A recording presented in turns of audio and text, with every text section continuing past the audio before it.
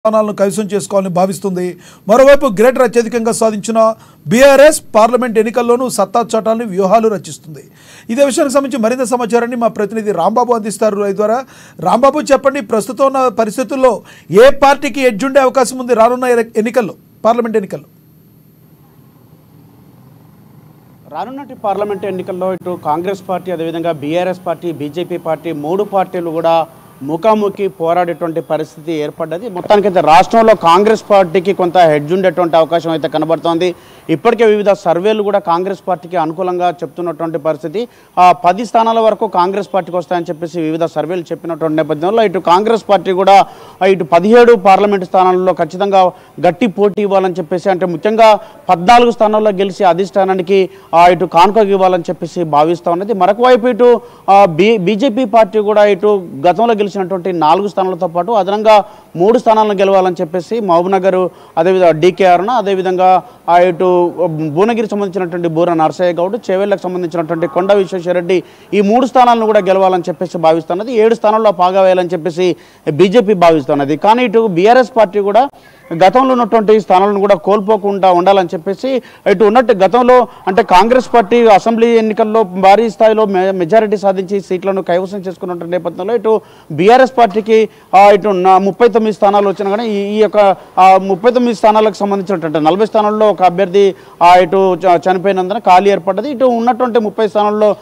స్థానాల్లో 3 అభ్యర్థులు ఇప్పటికీ, అంటే 3 ఎమ్మెల్యేలు కూడా కాంగ్రెస్ పార్టీలోకి మారినటువంటి పరిస్థితి ఉన్నది. కానీ ఒకవైపు రాష్ట్రంలో కాంగ్రెస్ పార్టీలో బీజేపీ పార్టీలోకి బీఆర్ఎస్ నుండి భారీ స్థాయిలో వలసలు పెరుగుతున్నటువంటి నేపథ్యంలో ముఖ్యంగా కాంగ్రెస్ పార్టీలోకి ఎమ్మెల్యేలు, ఈ విధంగా ఎంపీ అభ్యర్థులు కూడా కాంగ్రెస్ పార్టీలోకి చేరినటువంటి పరిస్థితి ఉన్నది. ఇటు బీఆర్ఎస్ పార్టీ నుండే ప్రధానంగా హైదరాబాద్ కేంద్రంగా గతంలో గెలిచినటువంటి ఎమ్మెల్యే స్థానాలు అత్యధికంగా గెలిచినటువంటి పార్లమెంటు పరిధిలో కూడా ఇటు పార్లమెంట్ అభ్యర్థులను కూడా బీఆర్ఎస్ పార్టీ నుంచి వచ్చినటువంటి అభ్యర్థులని కాంగ్రెస్ పార్టీ నిలబెట్టినటువంటి పరిస్థితి. ఈ నేపథ్యంలో ఇటు బీఆర్ఎస్ పార్టీ నుంచి వచ్చినటువంటి చేవెళ్లకు సంబంధించినటువంటి ఎంపీ రంజిత్ రెడ్డికి, అదేవిధంగా ఇటు పట్నం సునీత మహేందర్ రెడ్డికి, అటు మల్కాజ్గిరి నుంచి కూడా టికెట్ ఇచ్చినటువంటి పరిస్థితి ఉన్నది. ఇటు సికింద్రాబాద్ స్థానం కూడా దాను నాగేందర్కు కేటాయించినటువంటి పరిస్థితి ఉంది. అంటే మొత్తానికైతే ఇటు బీఆర్ఎస్ పార్టీకి సంబంధించినటువంటి అభ్యర్థులు ఇటు కాంగ్రెస్ పార్టీలోకి, మరొక వైపు ఇటు బీజేపీ పార్టీలోకి వెళ్ళినటువంటి నేపథ్యంలో ఇటు బీఆర్ఎస్ పార్టీ అయితే రాష్ట్రంలో గతంలో కంటే బలహీనంగా కనపడుతుంది. ఈ నేపథ్యంలోనే కాంగ్రెస్ అంటే బీఆర్ఎస్ పార్టీ కూడా తన ఉనికిని చాటుకోవాలని చెప్పేసి ప్రయత్నం చేస్తూ ఉంది. ఇటు అందుకొరకే మాజీ ముఖ్యమంత్రి బీఆర్ఎస్ అధ్యక్షుడు ఇటు కేసీఆర్ స్వయంగా ఈ యొక్క రంగంలోకి దిగడం, ఇటు వివిధ సభల్లో పాల్గొనడం, ఇటు నల్గొండలో పంటలను పరిశీలించడం, లేదా వరంగల్ పర్యటన కానీ జగిత్యాల పర్యటన కానీ ఈ వివిధ పర్యటనలు చేస్తూ ఉన్నారు. అంటే కాంగ్రెస్ పార్టీని బీఆర్ఎస్ పార్టీ బీజేపీ పార్టీని ఎదుర్కొని బీఆర్ఎస్ పార్టీ కూడా ఇటు అత్యధిక స్థానాలు గెలవాలని చెప్పేసి భావిస్తున్నది. ఈ నేపథ్యంలోనే ఇటు కేసీఆర్, కేటీఆర్, హరీష్ రావు ముఖ్యమైనటువంటి నేతలు కూడా ఇటు క్షేత్రస్థాయిలో ఇటు సమీక్ష సమావేశాలు నిర్వహించడం, ఇటు పార్టీ మారినటువంటి వాళ్ళపైన ఇటు విమర్శనాస్త్రాలు ప్రయోగించుకుంటేనే మరొక వైపు ఇటు వీళ్ళ వల్ల పార్టీకి ఎలాంటి నష్టం లేదని చెప్పేసి వచ్చినటువంటి వాళ్ళు వచ్చినట్టు వెళ్ళిపోయారని చెప్పేసి ఒక చెప్పేటువంటి ప్రయత్నం, కార్యకర్తల్లో మనోధైర్యాన్ని నింపేసేటువంటి ప్రయత్నం బీఆర్ఎస్ చేస్తూ ఉంది. మరొకవైపు బీజేపీ మాత్రం ఇటు బూత్ లెవెల్లో అంటే 300 నుండి 350 నుండి 370 ఓట్లు ప్రతి బూత్ నుండి కూడా సాధించాలని చెప్పేసి ఒక లక్ష్యంతో ముందుకెళ్తా ఉన్నది. మొన్న ఇప్పటికే ఇటు సమీక్ష సమావేశాలు నిర్వహిస్తున్నటువంటి బీజేపీ పార్టీ ఈరోజు హైదరాబాద్కు సంబంధించినటువంటి పార్లమెంటు స్థానానికి సంబంధించినటువంటి సమీక్ష సమావేశం కూడా నిర్వహిస్తోంది. ఈ సమీక్ష సమావేశంలో బూత్ లెవెల్లో ఉన్నటువంటి కార్యకర్తలకు కూడా శిక్షణ ఇస్తూ ఉన్నది.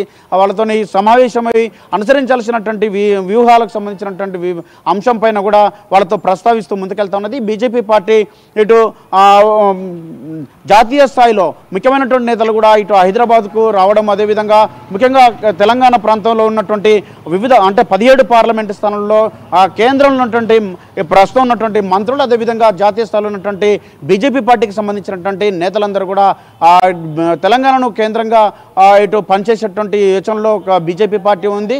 ఎందుకంటే గతంలో 4 స్థానాలను కూడా కైవసం చేసుకున్నటువంటి ఇటు బీజేపీ పార్టీ దక్షిణాదిలో ముఖ్యంగా ఇటు కర్ణాటకలో 25 స్థానాలను, తెలంగాణలో 4 స్థానాలను గెలుచుకున్నది. మొత్తం 126 స్థానాలు దక్షిణాదిలో ఉంటే 29 స్థానాలు బీజేపీ పార్టీ గెలుచుకుంటే అందులో 4 స్థానాలు తెలంగాణలో, 20 స్థానాలు కర్ణాటకలో గెలుచుకుంది. కాబట్టి ఇటు బలంగా ఉన్నామని చెప్తున్నటువంటి తెలంగాణలో ఇటు ఎట్లయినా స్థానాలు గెలవాలని చెప్పేసి గతంలో ఉన్నటువంటి 4 తోడు మరొక 4 స్థానాలు గెలిచి 8 స్థానాలు గెలవాలని చెప్పేసి బీజేపీ ఆ పకడ్బందీ ప్లాన్ తో ముందుకెళ్తా ఉన్నది. ఇటు కాంగ్రెస్ పార్టీ కూడా అంతకంటే అయితే రాంబాబు శత్రువుకి శత్రువు మిత్రుడు అనే కాన్సెప్ట్ లో ఒకవేళ బీఆర్ఎస్ పార్టీ ఓట్లు మొత్తం ట్రాన్స్ఫర్ అవ్వక బీజేపీ వైపుకు మళ్ళీ అవకాశం ఏమైనా ఉందో, ఒకవేళ కాంగ్రెస్ పార్టీని ఇరు పార్టీలు ప్రధాన శత్రువుగా అనుకున్నట్లేదు. అంతే గతంలో కూడా మనం చూడొచ్చు, ఈటెల రాజేందర్ ఉప ఎన్నికల్లో పోటీ చేసినప్పుడు కూడా కాంగ్రెస్ పార్టీ ఆ రోజున ఒక అభ్యర్థిని వీక్ అభ్యర్థి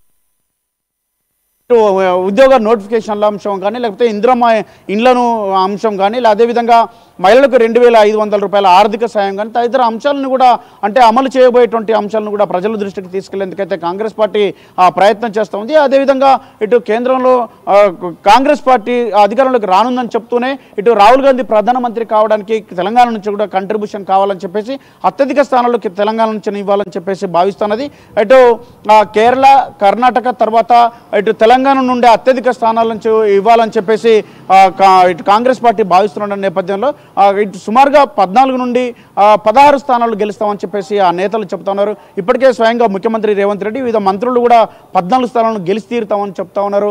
ఈ యొక్క 14 స్థానాలతో పాటు మరొక 2 స్థానాల్లో గట్టి పోటీ ఉంటుందని చెప్పేసి 16 స్థానాలు గెలుస్తామని చెప్పేసి చెప్తున్న నేపథ్యంలో ఇటు కేంద్రంలో రాబోయేటువంటి ప్రభుత్వంలో అంటే కాంగ్రెస్ పార్టీ అధికారంలోకి రానుందని చెప్పేసి ఈ యొక్క కాంగ్రెస్ పార్టీ అధికారంలోకి క్రియాశీలకంగా తెలంగాణ సభ్యుల సంఖ్య కూడా ఉండాలని చెప్పేసి కాంగ్రెస్ పార్టీ భావిస్తున్న నేపథ్యంలో అత్యంత ప్రతిష్టాత్మకంగా తీసుకున్నది. ప్రభుత్వం వచ్చి కూడా 4 నెలలు అవుతున్నటువంటి నేపథ్యంలో ఇప్పటికే ప్రభుత్వం మీద వ్యతిరేకత అయితే లేదు కాబట్టి రాష్ట్రంలో కూడా కాంగ్రెసే అత్యధిక స్థానాలు గెలుచుకున్నటువంటి అవకాశం ఉంది. అదేవిధంగా ఇటు ప్రజల్లో కూడా ఎలాంటి వ్యతిరేకత లేకపోవడం కాంగ్రెస్ పార్టీకి అనుకూలంగా కలిసి వచ్చేటువంటి అవకాశం ఉంది. ఈ నేపథ్యంలో అత్యధిక స్థానాలు గెలుచుకోవడానికి కూడా సానుకూలమైనటువంటి వాతావరణం రాష్ట్రంలో ఉన్నటువంటి నేపథ్యంలో కాంగ్రెస్ పార్టీ ధీమాగానైతే ఉంది.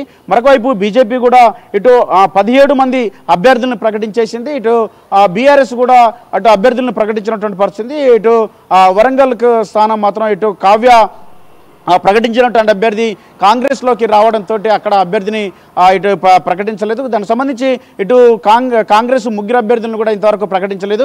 బీజేపీ మాత్రం పూర్తి స్థాయిలో అభ్యర్థులను ప్రకటించేసింది.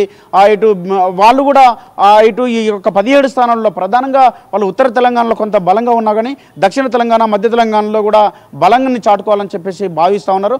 ఇటు ప్రధానంగా ఈసారి హైదరాబాద్ ముఖ్యంగా ఎంఐఎంకు సంబంధించినటువంటి కంచుకోటగా ఉన్నటువంటి హైదరాబాద్ను గెలుచుకోవాలని చెప్పేసి వ్యూహాలు పంతా ఉన్నారు. మాధవీలతను అక్కడ క్యాండిడేట్గా పెట్టి ఆ బీజేపీ పార్టీ అయితే ముందుకెళ్తా ఉన్నది. మాధవీలత కూడా తనదైన శైలితోటి ప్రచారంలో దూసుకెళ్తా ఉన్నది. ఇటు స్వయంగా నరేంద్ర మోడీ ఇటు ఆమెను ప్రశంసించినటువంటి పరిస్థితి కనబడుతుంది.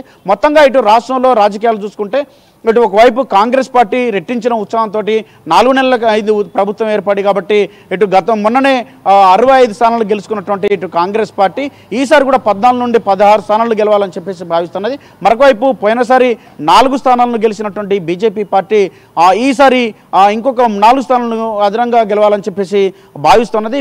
బీఆర్ఎస్ మాత్రం కొంత బలహీనంగా ఉన్నా కానీ అటు ఆ రకమైనటువంటి ప్రచారం కానీ ఆ రకమైనటువంటి కార్యకర్తల మీద ఎలాంటి ప్రభావం పడకుండా ఉండేందుకైతే తన వంతు ప్రయత్నం చేసుకుంటూ ముందుకెళ్తా ఉన్నది. మొత్తంగా రాష్ట్రంలో మాత్రం కాంగ్రెస్ పార్టీకి అనుకూలంగా ఉంది. Thank you Rambabu.